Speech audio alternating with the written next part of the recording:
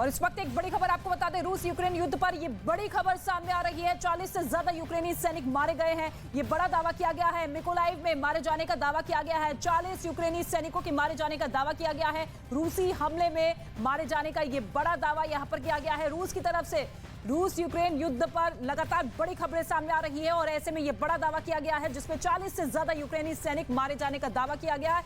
Mykolaiv में यह हमला किया गया जिसमें 40 यूक्रेनी सैनिक मारे गए हैं।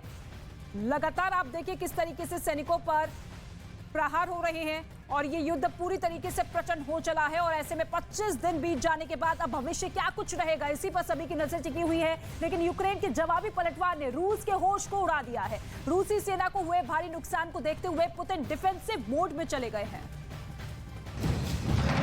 कीव के पास किलेबंदी।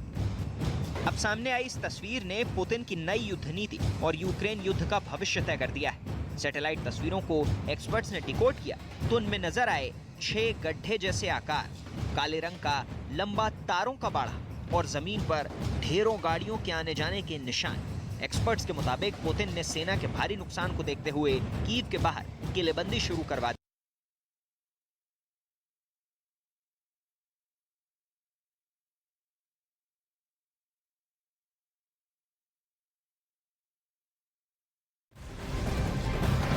कीव के पास किलेबंदी।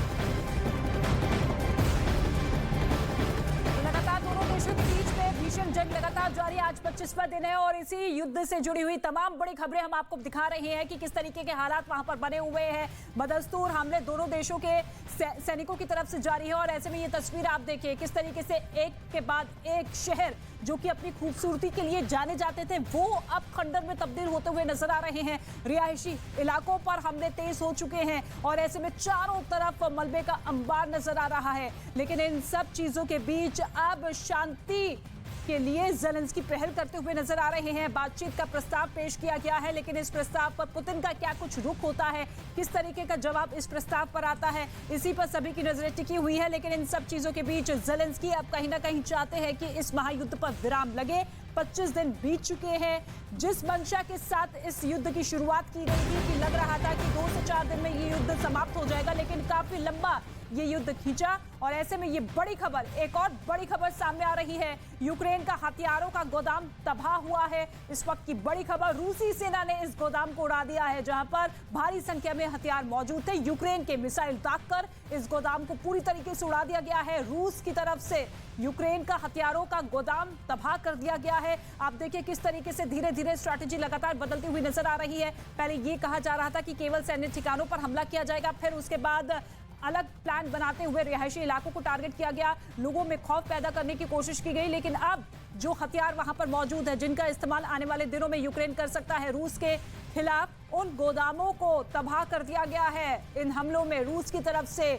और इसके साथ ही सबसे बड़ा हथियार हाइपरसोनिक मिसाइल का भी इस्तेमाल रूस की तरफ से किया गया है, जो कि खुद रूस के रक्षा मंत्रालय की तरफ से दावा किया गया है। इसके साथ ही केमिकल वॉर, वैक्यूम बॉम्ब का इस्तेमाल करने का अंदेशा भी कई देश जता चुके हैं। ऐसे में इस पूरे युद्ध को लेकर रूस ने अपनी सबसे बड़ी रणनीति का इस्तेमाल किया है।